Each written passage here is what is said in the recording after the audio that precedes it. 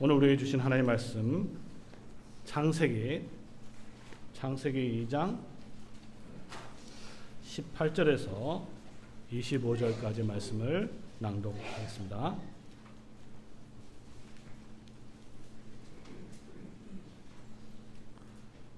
창세기 2장 18절에서 25절. 이것은 살아계신 하나님의 말씀입니다. 여호와 하나님이 가라사대 사람의 독처하는 것이 좋지 못하니 내가 그를 위하여 돕는 배필을 지으리라 하시니라. 여호와 하나님이 흙으로 각종 들짐승과 공중의 각종 새를 지으시고 아담이 어떻게 이름을 짓나 보시려고 그것들을 그에게로 이끌어 이르시니 아담이 각 생물을 일컫는 바가 곧 그 이름이라. 아담이 모든 육축과 공중의 새와 들의 모든 짐승에게 이름을 주니라. 아담이 돕는 배뿔이 없으므로 여호와 하나님이 아담을 깊이 잠들게 하시니 잠들매 그가 그 갈빗대 하나를 취하고 살로 대신 채우시고 여호와 하나님이 아담에게서 취하신 그 갈빗대로 여자를 만드시고 그를 아담에게로 이끌어 오시니 아담이 가로되 이는 내 뼈 중에 뼈요 살 중에 살이라. 이것을 남자에게서 취하였은즉 여자라 칭하라 하니라. 이러므로 남자가 부모를 떠나 그 아내와 연합하여 둘이 한 몸을 이룰지로다. 아담과 그 아내 두 사람이 벌거 벗었으나 부끄러워 아니하니라. 아멘. 오늘 읽은 말씀으로 최초의 결혼식이라는 제목으로 말씀을 증거하고자 합니다. 우리 김나들을 맞이해서 우리 목사님이 저에게 말씀을 부탁을 했는데 어떤 게 좋냐 물어보니까 우리 최근에 결혼식이 연달아 세 분이나 계셔서 결혼에 대한 말씀을 증거해 달라고 부탁을 받았고, 또 사실은 이제 제가 결혼식을 주례할 때마다 동일한 설교를 계속 했는데 참석하는 분들은 계속 반복적으로 들었지만 또 참석하지 못한 분도 있어서 결혼식에 했던 그 설교를 조금 더 깊이 있게 또 확장해서 증거하도록 하겠습니다. 각 개인의 인생에 있어서 가장 중요한 사건이 있다면 결혼이라고 생각합니다. 결혼이 중요하지 않다고 생각하는 사람은 아무도 없습니다. 행복한 결혼을 위해서 여러 가지 요소들이 있지만 신자들에게 있어서 가장 중요한 것은 결혼에 대해서 두 사람, 부부가 생각이 일치하는 것입니다. 신랑이 생각하는 결혼과 신부가 생각하는 그 결혼이 만약에 조금이라도 다르다면 그 결혼은 쉽게 위기에 처할 수밖에 없을 것입니다. 예를 들어서 신부는 아주 결혼을 신중하고 아주 중요하게 생각하는데 신랑은 만약에 가볍게 여긴다, 중요하게 여기더라도 그 정도가 떨어진다 하면 그 결혼이 어떻게 안정적으로 잘 유지가 될 수 있겠습니까? 결혼에 대한 두 사람의 생각이 같아지기 위해서는 당연히 우리들은 성경의 가르침에 귀를 기울여야 할 것입니다. 오늘날 결혼 생활의 문제점 중 하나는 마치 결혼에 대해서 잘 알고 있다고 생각하는 것입니다. 심지어 교회에서 행하는 이 결혼 교육이라도 보면, 결혼 교육이라는 것도 보면 사실은 이 결혼의 어떤 본질적인 것보다는 결혼해서 어떻게 행복하게 살고 싸우지 않고 잘 지내는지 여기에 대해서 가르치는 경우가 적지 않습니다. 교회에 오래 다녔다고 하더라도 결혼에 대한 교리들에 대해서 가르침에 대해서 질문하면 답을 잘 못하는 것도 경험하게 됩니다. 또 평소에 잘 배웠다 하더라도 저희 교회는 계속 열심히 가르치긴 하지만 잘 배웠다 하더라도 금방 또 잊어버리는 것이 우리의 모습이 아닌가 생각합니다. 또 결혼을 아직 구체적으로 생각하지 않는 분들은, 청년들은 배우긴 배워도 저 멀리 있는 일이니까 자기 것으로 내면화하지 않는 경우가 많습니다. 따라서 교회는 정기적으로 이 중요한 교리에 대해서, 결혼에 대한 교리에 대해서 반복적으로 가르칠 필요가 있습니다. 사실 우리 교회 경우는 이제 결혼식에서 동일한 설교를 계속 해왔기 때문에 결혼에 대한 가장 기본적인 내용은 알고 있으리라 생각합니다. 오늘 이 결혼에 대한 설교에 대해서 오늘 최초의 결혼식을 통해서 우리가 다시 한번 살펴보고 결혼의 의미를 되새겨 보도록 하겠습니다. 우리가 결혼에 대해서 제일 먼저 알아야 될 것은, 오늘 본문을 통해서 알아야 될 것은, 제가 읽으면서도 강조했지만 결혼을 제정하신 분, 또 결혼의 주인이 하나님이시라는 가장 기본적인 사실입니다. 창세기는 그야말로 모든 것의 시작을 다루고 있습니다. 오늘 본문도 이 결혼의 시작, 첫 결혼에 대해서 가르쳐주고 있습니다. 그리고 이 첫 결혼식은 우리의 결혼을 이해하는 데 있어서 대단히 중요합니다. 결혼에 대한 책이 많이 있잖아요. 많이 있는데 세상 사람들도 결혼에 대한 책을 많이 쓰고 있습니다. 그러나 세상 사람들이 쓴 결혼에 대한 책과 또 교회에서 신자가 쓴 책은 근본적으로 다른 게 하나가 있어요. 그건 뭐냐면 세상 사람들이 쓴 책 아무리 읽어보십시오. 아무리 읽어도 첫 결혼에 대해서는 전혀 말하고 있지 않습니다. 그렇죠. 그리고 그들은 첫 결혼이 뭔지도 모를 뿐만 아니라 알아도 첫 결혼이고 우리는 우리고 이렇게 생각하지, 첫 결혼을 우리가 따라야 될 이유도 없고, 그죠? 그냥 알 필요도 없고 그렇게 생각합니다. 근데 성도 여러분, 첫 결혼을 모르는데, 결혼의 기원과 근원을 모르는데 우리가 결혼에 대해서 안다고 이야기할 수 있을까요? 우리가 첫 결혼에 대해서 알아야 되는 이유는 결혼의 시작, 결혼의 근원을 알아야 우리가 제대로 된 결혼을 실천할 수 있다는 것입니다. 자, 오늘 본문은 우리에게 결혼의 시작과 기원을 가르쳐 주고 있습니다. 그리고 이 첫 이야기를 통해서, 첫 사건을 통해서 우리는 결혼에 대해서 많은 것을 배우게 됩니다. 그 첫 번째가 바로 이 결혼을 제정하신 분이 하나님이시라는 거죠. 자, 18절부터 25절까지 계속 하나님이라고 이야기하고 있습니다. 결혼은 보통 세상 사람 진화론자들이 이야기했듯이 사회생활을 유지하기 위해서 인간이 모여서 한번 결혼제도 한번 만들어보자, 이렇게 해서 만들어진 것이 아닙니다. 본문을 보면 하나님께서 결혼을 철저하게 준비하고 있는 것을 알 수 있죠. 그냥 두 사람 만들어 놓고 결혼시키고 이게 아니잖아요. 그리고 우리 창조 스토리가 1장부터 2장 오늘 25절의 마지막까지 되는데, 창조의 시작이 있고 마지막인데 이 마지막이 뭘로 마칩니까? 결혼을 마치고 있어요. 그러니까 이 결혼은 창조의 최종적 목적이자 결과라고 할 수 있습니다. 자, 하나님께서 하는 것을 보세요. 제일 처음에 한 건 뭐냐면, 하나님께서 아담 혼자 있는 것이 좋지 않다, 독처하는 것이 좋지 않다라고 하나님께서 판단하셨어요. 그렇죠? 판단하시죠? 판단하셨으니까 하나님께서 대책을 세워야 될 거 아니에요. 그래서 대책이 뭡니까? 그것은 돕는 배필을 지으라 해서 돕는 배필을 지었어요. 첫 번째 지은 것은 뭡니까? 첫 번째 지은 것은 각 흙으로 창조하셨죠. 아담을 흙으로 창조하셨듯이 동물도 흙으로 창조했습니다. 각종 들짐승, 공중의 새 이거 끌고 왔어요. 그리고 끌고 왔습니다. 그렇죠? 배필이 있나 없나, 그리고 그 중에서 짝을 얻으려고 하신 거죠. 그런데 하나님께서 또 봤어요. 보니까 어떻게 됐습니까? 하나님께서 이끌어 왔을 때 아담이 그들 동물들에게 이름을 짓잖아요. 이름을 짓는데 보니까 그 중에서, 그 많은 동물들 중에서 단 하나도 배필이 없었어요. 그래가지고 하나님께서 하신 일이 뭡니까?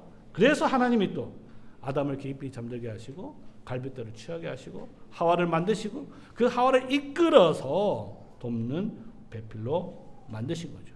이 모든 과정을 보면 하나님께서 결혼을 위해서 얼마나 치밀하게 세밀하게 준비하신 것을 보게 됩니다. 자, 그러니 결혼을 하나님께서 제정하셨다면 당연히 이 결혼의 주인도 하나님이셔야 돼요.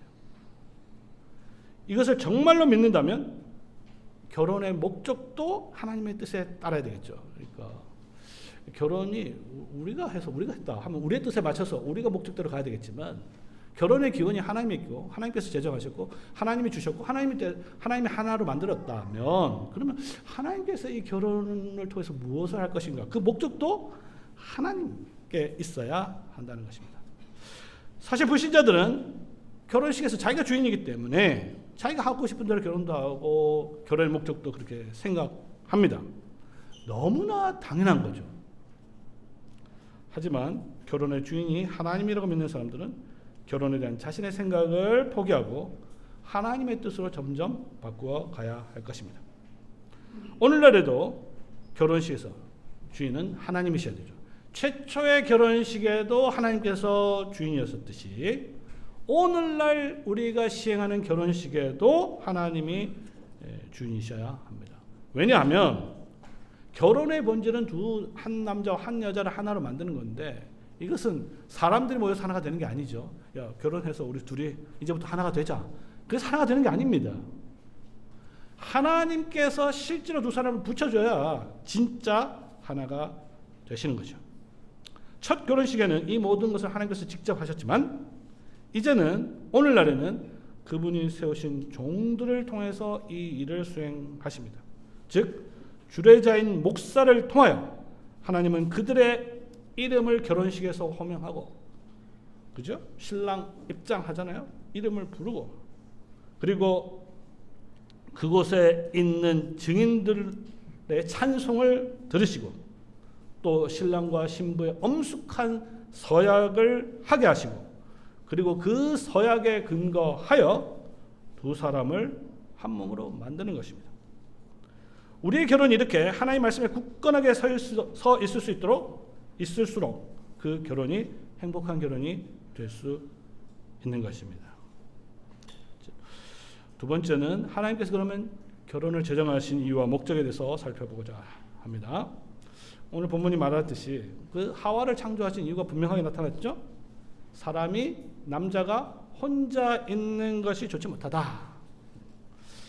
여기서 우리는 인간이 어떤 존재인지가 분명하죠. 인간은 적어도 혼자서 살 수 없는 존재입니다. 쉽게 말해서 인간은 사회적 동물이죠. 하나님은 인간이 남자든 여자든 혼자 사는 것이 좋지 않다고 판단하셨습니다. 여기서 이제 제가 좀 미리 말씀드리면 독신의 은사가 있다든지 또는 결혼을 할 수 없는 분들에게 이 말씀이 적용되는 거 아니에요. 하지만 신자들이, 믿음의 우리 청년들이 아예 처음부터 혼자 살려고 하거나 아예 처음부터 결혼을 대수롭지 않게 생각하거나 또는 결혼을 귀찮은 것으로 여기거나 해도 되고 안 해도 된다, 이런 식으로 하는 것은 하나님의 생각과 다르다는 것이죠. 따라서 오늘날 이런 문화들이 이제 교회가 사회 문화들이 계속 들어오잖아요. 결혼에 대한 이 중요성이 계속 줄어들고 있는 이와 같은 세속적 결혼관에 대해서 우리는 계속 어떻게 보면 투쟁해야 하겠습니다. 창세기 1장 26절은 또 하나님께서 인간을 어떻게 창조하셨는지 설명하고 있어요. 바로 앞에 1장 26절 아주 유명한 구절이잖아요. 우리의 형상을 따라 우리의 모양대로 우리가 사람을 만들고 고기와 공중의 새와 그로 모든 것을 다스리게 하자. 그런데 이 우리의 형상을 따라 창조하셨을 때 어떻게 창조하셨냐? 남자와 여자로 창조하셨어요. 남자만 창조한 것도 아니고 여자만 창조한 것도 아니에요. 자, 그러니까 만약에 남자 혼자만 있고 여자 혼자만 있으면 모든 인간은 하나님의 형상이지만 남자와 여자가 있어야 함께 한 몸이 되어야 하나님의 형상, 하나님의 영광을 온전히 드러낸다는 거예요. 이건 결혼에서 대단히 중요한 거예요. 그러니까 결혼이라는 것은 둘이 하나가 되는 것은 단지 우리 인간적인 어떤 것이 아니라 둘이 하나가 돼서 한 몸을 이어서 살아가는 것 자체가 정말 거룩하신 하나님의 영광을 드러내는 것이라는 거죠. 그것을 해야 결혼이 얼마나 정말 중요하고 아름답다라는 것을 이해할 수가 있는 것이죠. 하나님의 형상 중에는 이 세상을 다스리는 것도 있습니다. 그렇죠? 하나님께서 인간을 만드시고 이 세상을 다스리게 하셨다 그랬잖아요. 하나님은 사람을 이 세상에서 소위 대리 통치자로 세우셨습니다. 그런데 이 사명은 혼자 할 수 없죠. 하나님께서 우리 인간에게 주어진 사명이 뭐냐? 이 세상을 다스려라. 하나님의 뜻에 맞게끔 하나님의 왕국으로 만들어라. 혼자 할 수 있어요? 할 수 없는 거죠. 여러분 이 세상에 왜 삽니까 도대체? 그죠? 왜 살아요? 사는 이유는 하나님 형상을 본받아서 그 다음에 하나님 형상에 따라 이 세상을 하나님의 나라로 바꾸기 위해서 사는 것입니다. 자, 그래서 혼자 할 수 없기 때문에 하나님께서는 이 명령을 수행하는 자들에게 복을 주셨죠. 생육하고 번성하여 땅에 충만하라. 자, 여기서 자녀는 결혼의 목적이자 결과라는 것을 알 수 있습니다. 그리고 이것은 결혼을 이해하는 데서도 매우 중요한데, 사실 오늘날 자녀 없는 결혼을 추구하는 이들이 증가하고 있습니다. 그건 뭐냐면 결혼의 목적이 분명하지 않기 때문이에요. 도대체 결혼해서 결혼하는 건 좋은데 둘이 하나가 되는 게 본질인데 그 다음에 목적이 무엇이냐는 것이죠. 그것은 바로 주께서 우리에게 복 주신 대로 생육하여 번성해서 이 세상을 하나님의 나라로 변화시키는 것입니다. 그렇기 때문에 우리 교회는, 특별히 당회는 또 결혼하기 전에 공개적으로 또는 고의적으로 출산을 거부하는 경우에 결혼식을 허용하지 않는 이유가 바로 여기에 있습니다. 왜냐하면 이것은 하나님께서 정하신 결혼의 목적을 정면으로 거부하는 것이죠. 이것은 또 무엇을 의미합니까? 또 결혼하는 그 순간부터, 우리 청년들은 결혼한 순간부터 바로 그들은 부부에서 훌륭한 아버지와 신실한 어머니가 될 준비를 해야 하는 것입니다. 자, 결혼의 이유와 목적에 대해서 설명을 했어요. 그 다음에 결혼의 본질을 좀 생각해 보고자 합니다. 아까 말씀드렸지만 결혼의 본질은 한 남자와 한 여자가 하나 되는 것이에요. 이것도 오늘날 많은 도전을 받고 있습니다. 옛날부터 도전을 받았지만 한 남자와 한 여자가 아니라 한 남자와 여러 여자. 요즘에는 한 남자와 또 한 남자, 또는 뭐 두 남자와 세 여자, 뭐 이런 식으로 막 이런 것들이 들어오고 있는데, 최초의 결혼이 모르거나 그것을 규범으로 여기지 않는다면 온갖 것들이 들어올 수 있다는 것이죠. 결혼식의 주인이신 하나님이 하와를 창조하시고 아담에게 이끌어왔을 때 뭐라고 했습니까? 이는 내 뼈 중에 뼈요 살 중에 살이라 라고 노래하고 있습니다. 그리고 24절은 창조의 결론이죠. 이러므로 남자가 부모를 떠나 그 아내와 연합하여 둘이 한 몸을 이룰지로다. 이 말씀은 창세기를 기록한 모세가 쓴 신학적 결론이고 결혼의 본질을 이해하는 데 있어서 대단히 중요합니다. 예수님께서 또 사도 바울께서 이것을 계속 인용하고 있어요. 여기서 우리는 몇 가지 중요한 사실을 알 수 있습니다. 부모를 떠나라는 구절에 한번 주목해 봅시다. 이것은 당연히 부모를 버리라는 말은 아니죠. 이 구절은 친밀성과 관계가 있는 것입니다. 부자의 관계도 굉장히 친밀하죠. 굉장히 친밀합니다.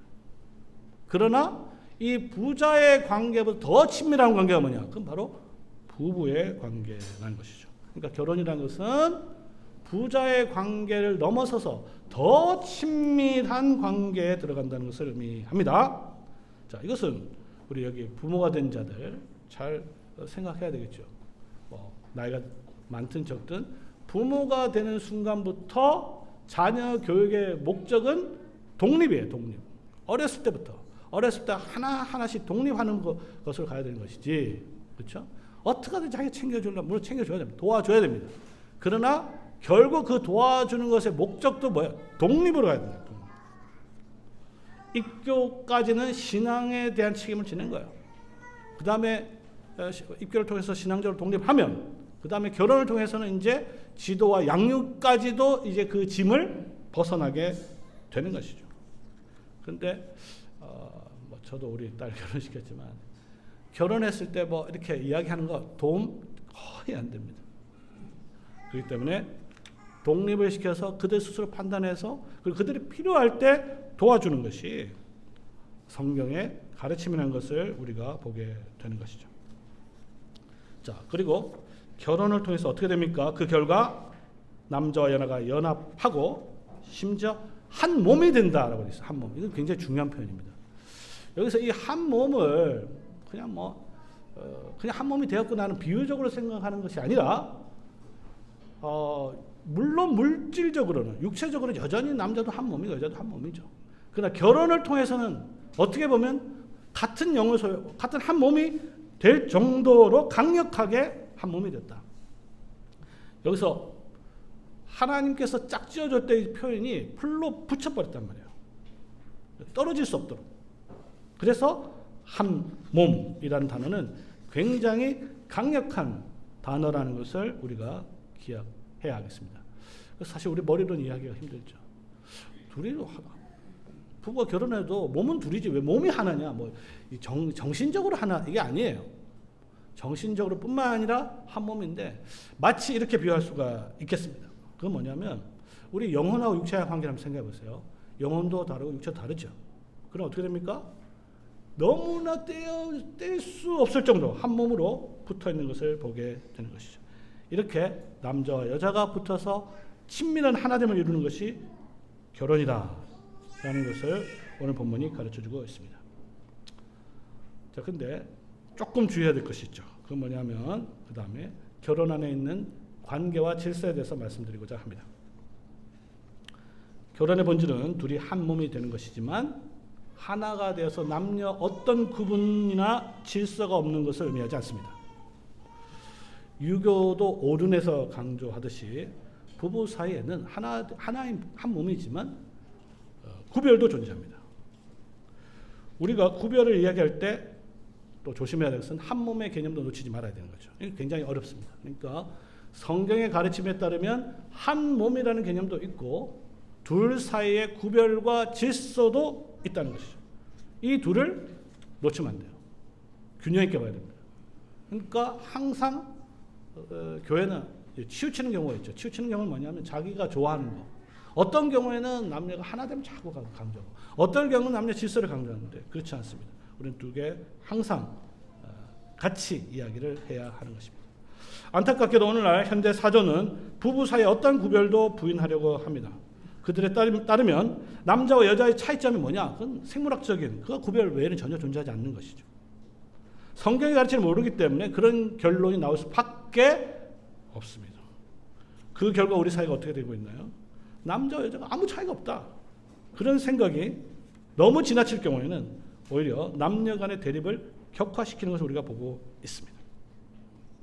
성경 본문은 분명히 남자와 여자 사이에 질서가 있다는 것을 가르쳐주고 있습니다. 오늘 본문도 그것이 분명히 가르쳐주죠. 첫 결혼식 한번 보세요. 첫 번째 우리가 주목할 것은 뭐냐? 누가 먼저 창조됐냐는 거죠. 누가 먼저 창조됐습니까? 아담이 먼저 창조됐죠. 이거는 굉장히 중요한 거예요. 질서적인 측면에서 그렇다는 것입니다. 자, 세상 사람들 한번 물어볼까요? 남자가 먼저 먼저 만들었을까? 여자가 먼저 만들었을까? 답을 할 수 있겠습니까? 세상 사람 아무리 과학자라도요, 그건 답을 할 수가 없는 거죠. 이것은 오직 성경을 통한 계시를 통해서만 이해할 수밖에 없습니다. 그러나 성경 분명히 얘기하죠. 남자가 먼저 창조됐다. 하나님은 남자와 여자를 동시에 창조할 수도 있었겠죠. 그러나 하나님은 남자를 먼저 창조하시고 그 다음에 여자를 창조하셔서 그렇게 순서를 정했다고 말씀하고 있습니다. 그리고 이 사실에 근거하여 바울은 디모데전서 2장 12절에 이 사실에 근거하여 여자의 가르치는 것과 남자를 주관하는 것을 이건 교회 안에서 이야기하는 겁니다. 허락하지 않는다라고 선언하고 있는 것입니다. 이게 첫 결혼식을 우리가 정말로 믿는다면 그냥 단순히 동화 같은 어떤 이야기 아니라 역사적 사실일 뿐만 아니라 또 그것이 우리에게 규범이 된다고 믿는다면 우리는 교회 안에서 이와 같은 질서를 최대한 유지하도록 노력해야 하는 것입니다. 더 나아가서 오늘 본문은 순서도 그렇지만 세운 목적도 아담을 만든 목적도 돕는 배필로 창조되었다고 강조하고 있습니다. 이것은 무엇을 의미합니까? 앞에 말씀드렸지만 첫째는 무엇보다 남자 홀로 완전하지 않다는 것입니다. 남자 홀로는 도움이 필요한 존재라는 것이죠. 이것은 아까 생육하고 번성할 땅에 충만하기 위해서는 당연한 거죠. 여자의 도움 없이 아내의 도움 없이 이게 어떻게 가능하겠습니까? 그렇죠? 출산은 말할 것도 없고 양육에 있어서도 아내의 도움은 필수적입니다. 이것은 무엇을 의미합니까? 행복한 결혼 생활을 위해서는 서로 잘 도와야 한다는 것이죠. 이게 웨스트민스터 신앙 고백서에 분명히 나와 있습니다. 결혼의 첫 번째 목적이 뭐냐면 서로 돕는 거예요. 서로 돕는 거. 이것은 여러분들이 배우자를 선정할 때 중요한 기준이 됩니다. 서로 도와야 되는데 자기에게 도움이 되는 것만 관심 있고 결혼해서 자기는 도와줄 생각이 없으면 그러니까 우리 청년들이 앞으로 결혼할 때 내가 잘 도와줄 수 있고 저 사람이 잘 도와줄 수 있는지를 잘 살펴야 되고 이렇게 서로 돕는 것이 잘 가능해야 아름다운 결혼이 될 수 있습니다. 부부 사이에 질서가 있다는 또 하나의 증거는 아담이 하와에게 이름을 줬죠. 하와가 아담에게 이름을 줬습니까? 아니죠. 하와에게 이름을 준 것은 아담입니다. 그렇죠? 하나님께서 아담을 창조하시고 이름을 줬듯이 마찬가지로 아담도 하와에게 이름을 주는 것을 보게 됩니다. 이것을 남자에게서 취하였은즉 여자라 부르리라. 이 구약 성경 전체를 보면 이름을 부여하고 이름을 짓는다는 것은 그 사람에게 권위를 행사한다는 것을 의미합니다. 아담은 이미 하와에게 이름을 지어주기 전에 모든 동물에게 이름을 지어줬어요. 그렇죠? 동물에게 이름을 지어줬다는 것은 그들에게 다스리라는 주님의 명령을 순종했다는 것을 의미하는 것입니다. 하나님은 남편과 아내를 하나가 되게 하셨지만 그 관계가 오른팔과 왼팔의 하나됨이 아니라 머리와 몸의 관계로 하나가 되셨다는 것을 꼭 기억하시기 바랍니다. 자, 왜 그럼 이와 같은 관계로 창조하셨는가? 그것은 그리스도와 교회의 관계를 나타내기 위함인데 하나님께서 이와 같은 아주 신비로운 방법으로 우리 인간은 도저히 생각할 수 없는 방법으로 이렇게 결혼식을 제정하신 이유는 뭐냐? 그것은 앞으로 미래를 바라보셨기 때문입니다. 그 미래는 뭐냐? 그것은 바로 하나님은 이 남편과 아내의 하나됨을 통하여 그리스도와 교회의 하나됨을 드러내도록 하시기 위하였습니다. 우리는 에베소의 말씀을 통하여 이것이 얼마나 큰 비밀인지 또한 계시인지를 알게 됩니다. 이것은 사실 제가 보기에 결혼을 이해하는 데 있어서 제일 중요한 구절이라고 생각하는데 사도 바울은 에베소서 5장 31절과 32절에서 오늘 본문 24절을 주석하고 있어요. 그러니까 오늘 창세기 2장 24절을 가장 잘 이해한 사람이 누구냐? 물론 예수님도 있어요. 그러나 바울 사도가 더 확실하게 보여줍니다. 자, 에베소에 보면 5장 31절, 32절에 보면 이러므로 사람이 부모를 떠나 그 아내와 합하여 그 둘이 한 육체가 될지니 이는 그대로 성경을 인용한 거죠. 인용했습니다. 그리고 해석하고 있습니다. 이 비밀이 크도다. 내가 그리스도와 교회에 대해서 말하노라.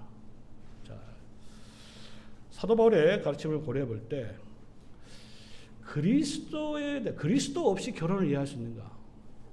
올바로 이해할 수 있는가? 완전히 이해할 수 있는가? 불가능합니다. 불신자들은 결혼을 그리스도와 교회의 관점에서 볼 수가 없습니다. 그리스도를 믿지도 않고 교회에 소속되어 있지도 않는데 어떻게 결혼을 올바로 이해할 수가 있겠습니까? 물론 그들의 결혼 생각 자체가 완전히 잘못된 게 아니에요. 굉장히 부족하다는 걸 말하고 있는 것입니다. 그들은 결혼을 통해서 서로 하나가 되기도 하고 돕기도 하고 정절을 지키기도 하고 책임감도 다 해요.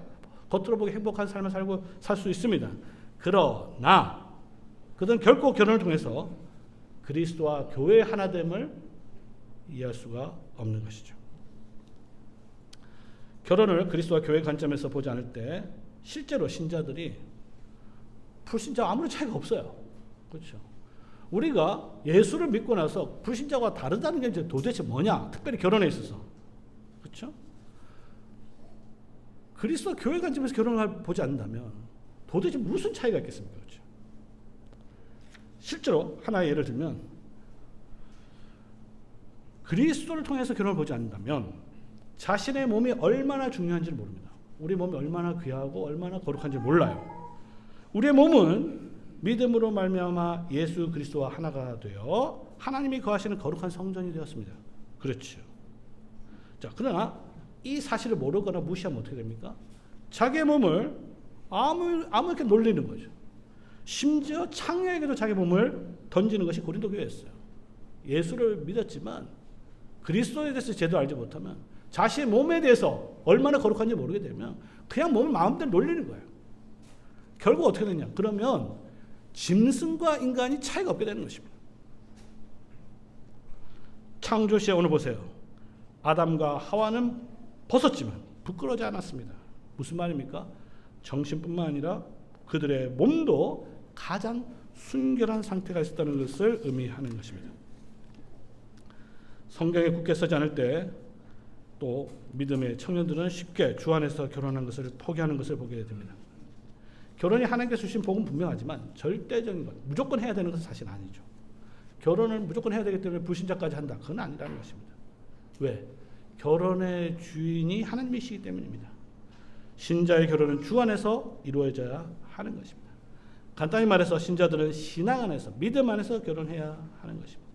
청년들은 결혼에 대한 성경적인 관점을 가져야 되고, 교회는 그들의 믿음 안에서 결혼할 수 있도록 최대한 환경을 만들어주도록 다 같이 노력해야 하겠습니다. 이제 마지막으로 이 결혼에 대한 우리의 소명을 한번 생각해 보겠습니다. 자, 이렇게 하나님께서 결혼을 참 귀하고 아름답고 복되게 이렇게 창조하셨어요. 제정하셨어요. 그러나 이 아름다운 복된 결혼은 타락 직후부터 도전을 받고 있습니다. 도전을 받았습니다. 아담은 자신이 범죄에 대해서 이 책임을 바로 하와한테 돌리는 것을 보게 됩니다. 하와는 아담의 지도를 받지 않다가 뱀의 유혹에 넘어갔습니다. 디모데전서 2장 13절. 죄는 모든 인간관계, 특히 부부의 관계를 파괴시킵니다. 부부관계에 문제가 있다면 성격 차이 뭐니 다 있지만 그 밑바닥 근본에는, 뿌리에는 우리 인간의 죄성이 있다는 것을 꼭 기억하시기 바랍니다. 자, 그래서 복된 부부관계를 유지하기 위해서는 우리에 필요한 것이 뭐냐? 그것은 바로 성화입니다. 우리 몸과 영혼을 계속해서 거룩하게 만드는 것이죠. 우리 안에 있는 옛사람의 죄를 계속 죽이고 안에 있는 새 사람이 살도록 회개의 삶을 계속해서 살도록 노력해야 하는 것입니다. 쉽지 않죠. 결혼은 놀라운 축복이지만 결혼을 향한 하나님의 뜻을 성취하는 것은 사실 어려워 보입니다. 결혼이 뭐냐? 하나님의 형상을 나타내는 것인데 때로는 우리 안에 하나님의 형상이 아니라 사탄의 형상이 보이기도 합니다. 둘이 하나가 되기 위해서는 자기 부인이 있어야 되는데, 그렇죠? 때로는 쉬워요. 서로 사랑하고 돕고할 땐 좋은데 때로는 또 어려운 경우도 있습니다. 자녀를 양육하고 신앙으로 교육하는 것은 시간이 갈수록 짐이 되는 경우도 있습니다. 자, 결론이 뭡니까? 이 모든 것을 우리 스스로 할 수 없다는 것을 알게 되는 것이죠. 그래서 우리는 우리 자신을 의존하지 않고 항상 성령님께 의존해야 하는 것입니다. 그리고 기도하면서 그분께 간구해야 합니다. 더 나아가서 직분자들의 도움도 받아야 합니다. 먼저 결혼한 선배들의 지혜도 구해야 합니다.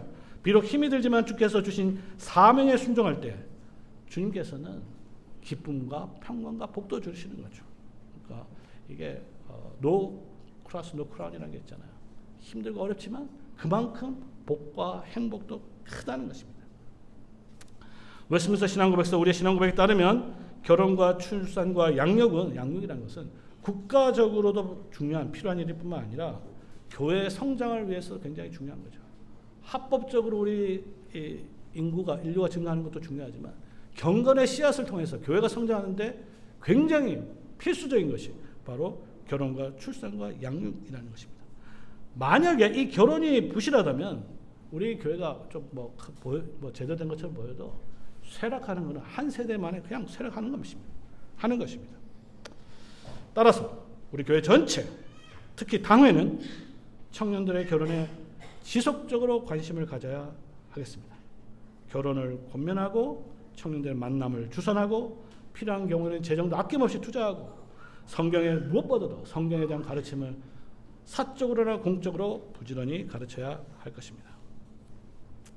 여기 계신 청년 여러분, 주 안에서 결혼을 잘하기 위해서는 사실 좋은 배우자를 만나기 위해서는 기도도 하시겠죠? 기도도 하지만 그 가운데서 중요한 것은 좋은 배우자가 되기를 위해서도 노력하시기 바랍니다. 그것을 위해서 기도하는 거죠. 그러니까 좋은 배우자가 본인이 되면 또 좋은 배우자 만날 수 있는 거 아니겠어요? 그렇죠? 그래서 하나님의 교회는 이 아담과 하와, 우리 첫 부모라고 하잖아요. 첫 부모를 통해서 한 쌍의 부부에서 시작했습니다. 우리 교회라는 것이요, 맨 처음에는 한 쌍, 두 사람, 이 한 쌍의 두 명의 부부에서 시작됐어요. 그러나 하나님의 섭리로 이 세상의 모든 것이 가득 찬 그와 같은 교회가 된 것이죠. 그리스도 안에서 우리가 받은 이 복은 우리 안에서, 우리 세대에서 멈추는 것이 아니라 우리의 자녀들, 우리의 손자들, 우리의 증손자들, 현손에 이르기까지 계속 이어지고 흘러 넘쳐야 할 것입니다. 그래서 이 결혼을 통해서 주어지는 이 하나님의 복이 우리 교회에 계속 충만하고 흘러 넘치기를 성부와 성자와 성령의 이름으로 축원합니다. 아멘.